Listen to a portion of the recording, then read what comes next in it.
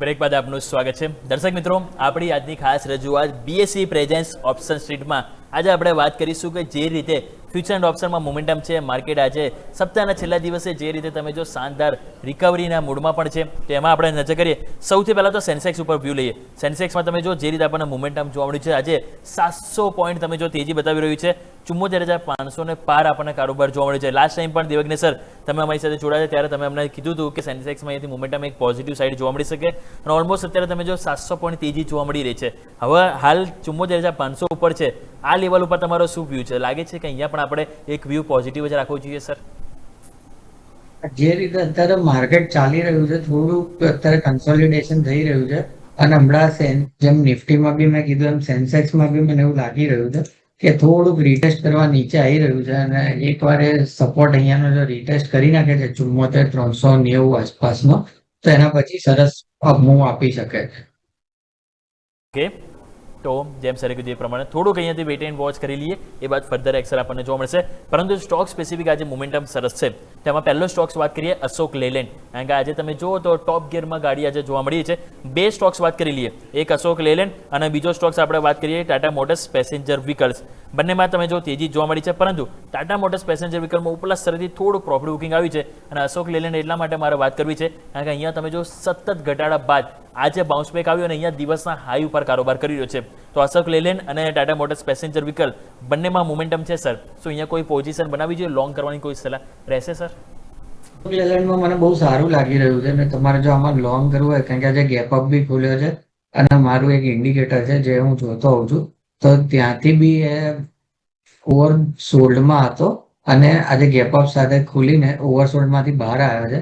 તો મને લાગે છે કે આવનારા સમયમાં ટૂંક જ સમયમાં 150, 155 અને 160 સુધીના લેવલ દેખાડી શકે છે. નીચેમાં 141 નો સ્ટોપ લોસ રાખીને તમે આમાં લોંગ કરી શકો છો.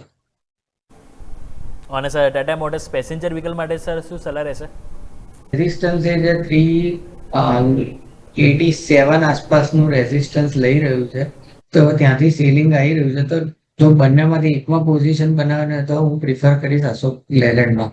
ઓટોમાં સારું છે પણ અશોક લેલેન્ડ થોડોક વધારે સ્ટ્રોંગ લાગી રહ્યો છે. ઓકે, તો અશોક લેલેન્ડ જે કમ્પેરેટિવલી વધારે સ્ટ્રોંગ છે, જેમાં આપણને એક મોમેન્ટમ પોઝિટિવ બનાવવાની સલાહ બની રહી છે. નેક્સ્ટ કાઉન્ટર વાત કરીએ તો આજનો કહેવાય ને કે નિફ્ટીનો જે ટોપ ગેનર્સમાં હતો, પરંતુ અહીંયા પણ થોડું ઉપલા સ્તરેથી પ્રોફિટ બુકિંગ આવ્યું છે અને એ છે શ્રીરામ ફાઇનાન્સ. અત્યારે તમે નજર કરો તો નિફ્ટીમાં આપણને જે રીતે કારોબાર જોવા મળ્યો છે, ખાસ કરીને અત્યારે તમે જુઓ તો મોમેન્ટમમાં આપણને સ્ટોક 2.25% ઉપર છે, 905 રૂપિયા ઉપર છે. પરંતુ આજે 919 રૂપિયા તરફ તમે જુઓ તો મોમેન્ટમ આપણને સ્ટોક્સમાં બીએસસી ઉપર જોવા મળે છે. અત્યારે બીએસસી ઉપર 2.25% તેજીમાં છે. તો સર આ 905 રૂપિયા ઉપર શ્રીરામ ફાઇનાન્સ તમને કેવું લાગે છે? અહીંયા કોઈ ફ્યુચર ઓપ્શનમાં સ્ટ્રેટેજી બનાવવી જોઈએ સર? શ્રીરામ ફાઇનાન્સમાં જે રીતે ઉપરથી સેલિંગ આવી રહ્યું છે, મારો એક સપોર્ટનો ઝોન છે એમાં. એ આજે જો ક્લિયર રાખે છે કે 902 રૂપિયા ને 25 પૈસા એની ઉપર ક્લોઝિંગ આપે છે, તો એટ ધ ક્લોઝ આપણે એમાં બનાવવી જોઈએ. બાકી હમણાં થોડું વેઇટ કરી લો, કારણ કે ઉપરથી સેલિંગ ઘણું આવી ગયું છે ને આ ઉપરથી બી તમે જોશો કે જે હોરિઝોન્ટલ ટ્રેન્ડ લાઈન આવી રહી છે એ ત્યાં આગળ જ રેઝિસ્ટન્સ લઈ રહ્યો છે. તો એકવાર વેઇટ એન્ડ વોચ કરો અને ક્લિયર બ્રેકઆઉટ એકવાર 905 ની ઉપર જાય છે પછી બાય કરજો. તો લેવલ સ્પેસિફિક ક્રોસ ઓવર મળે, કન્ફર્મેશન મળે, એ બાદ જ અહીંયાથી આપણને એક નવું લોંગ કરવાની સલાહ બની રહી છે.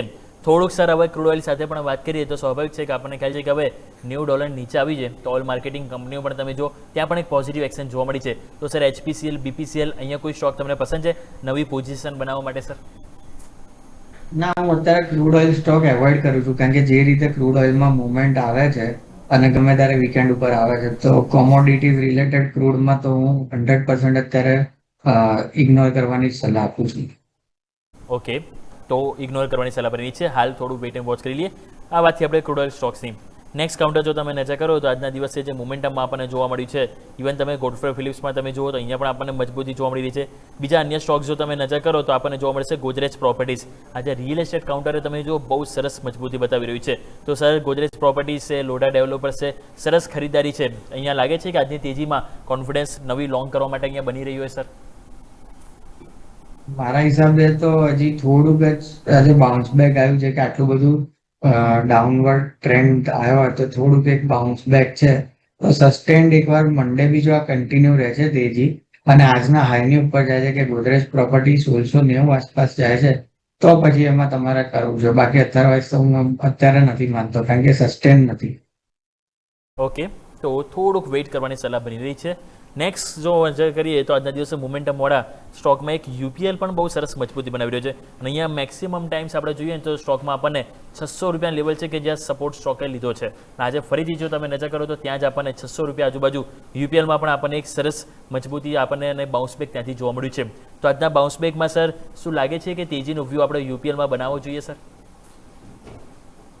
અત્યારે એવું જે રીતે માર્કેટ ડાઉનવર્ડ આવ્યું હતું અત્યાર સુધી, તો આ બધા શેર્સમાં એવું છે કે ઉપરથી બી તમે આજે બી જુઓ તો સસ્ટેન નથી, અને કેન્ડલ સ્ટ્રોંગલી ક્લોઝ નથી આપતી રહી, એને ઉપરથી સેલિંગ આવી રહ્યા છે. હવે ઉપરથી સેલિંગ આવે તો એ વાતમાં તમારે અત્યારે નવું બનાવવામાં કોઈ મજા નહીં આવે. એકવાર થોડુંક સસ્ટેન બાઇંગ આવે અને પછી એમાં તમે ખરીદારી કરો તો વધારે મજા આવશે. કારણ કે આ તમે જુઓ તો સેલિંગ સતત આવી રહ્યું છે ઉપરના લેવલથી. ઉપરનું લેવલ બી તમે જુઓ તો 680 રૂપિયા ઓળથી લઈને અત્યારે 600 રૂપિયા કાલે લો આવેલો છે. તો 80 રૂપિયા એટલે ઓલમોસ્ટ 12-15%, તો 1-2% વધારો આવે છે અંતરે. પણ આઈ થિંક એ વાર સસ્ટેન્ડ આમાં બાઇંગ આવે ને સરસ ગ્રીન સ્ટ્રોંગ કેન્ડલ બનાવે છે, તો એના પછી આમાં બાઇંગ કરવું જોઈએ. અધરવાઇઝ અત્યારે ઇગ્નોર કરો ને, મને હિસાબે અત્યારે લોંગ જવાનો કોઈ ચાન્સ નથી બેસતા બધાને. ઓકે, તો આ રીતે એક વ્યૂ બનતો જોવા મળે છે જેને આપણે ધ્યાન પર રાખીશું. અને એક લાસ્ટ કાઉન્ટર સર એલએનટી વાત કરી લઈએ. અહીંયા પણ સેમ એ સ્ટોરી છે. ઉપલા સ્તરેથી નીચે અહીંયા આવ્યો છે, 4009નો હાઈ બનાવ્યો છે. અહીંયા પણ આપણને ખ્યાલ છે કે ગ્લોબલ તણાવ ઓછો થશે તો સ્વાભાવિક છે કે એક પોઝિટિવ ઇમ્પેક્ટ આપણને જોવા મળી શકે. 4009 આજનો હાઈ એટલે કે 4000 લેવલ સર કેટલું ઇમ્પોર્ટન્ટ રહેશે અહીંયા નવી તેજી માટે? શું એની ઉપર જાય છે અગર 4000 ઉપર તો અહીંયા લોંગ કરી શકાય સર? બી આવી પહેલા બી ગયા વીકે બી જોશો તો 2 વખત આ જ લેવલથી સેલિંગ આવ્યું છે, જે આજે બી ફરીવાર 4010 આસપાસના લેવલથી સેલિંગ આવી ગયું છે. તો જ્યાં સુધી એ સસ્ટેન રહેતું નથી ત્યાં આગળ, તો ત્યાં આગળ એ પહેલા કોઈ બી પોઝિશન બનાવવાનો કોઈ અત્યારે સેન્સ નથી બની રહ્યો. અને એ રેઝિસ્ટન્સ ઝોન પર જ છે. તો એકવાર સસ્ટેન બાઇંગ રહેશે કોઈ બી વસ્તુમાં તો જ અત્યારે બાઇંગ કરવું જોઈએ. અધરવાઇઝ કેવું છે કે માર્કેટ અત્યારે સેલ ઓન રાઇઝ જેવું થઈ ગયું છે. જેટલું બી ઉપર વધે છે ઉપરથી સીલિંગ આવી જાય છે, અને તમને અત્યારે દરેક ચાર્ટમાં બી એ દેખાઈ જ રહ્યું છે. તો હું એવું જ માનું છું કે આમાં અત્યારે ઇગ્નોર કરો, કારણ કે 3950 પર બી આનું સારું એવું રેઝિસ્ટન્સ છે વોલ્યુમ પ્રોફાઇલ પર. તો ત્યાંથી બી સેલિંગ આવી શકે છે, અને એની ઉપર જો સસ્ટેન કરી જાય છે ક્લોઝિંગ બેઝિસ ઉપર, તો તમને એક નવી તેજી જોવા મળી શકે છે. અને ઉપર 4150 અને 4250 સુધીના લેવલ્સ બી જોવા મળી શકે છે. ઓકે, તો બહુ સરસ રીતે આપણને સરસ સમજાવ્યું. તો આપણે કાઉન્ટર પણ જરૂરથી ધ્યાન પર રાખીશું. 4000 લેવલ છે કે જે બહુ ઇમ્પોર્ટન્ટ છે, જેને આપણે ધ્યાન પર રાખીશું. તો દર્શક મિત્રો, આ આપણે ખાસ વાતચીત કરી, આપણી ખાસ રજૂઆત બીએસસી પ્રેઝન્સ ઓપ્શન સ્ટ્રીટ પર.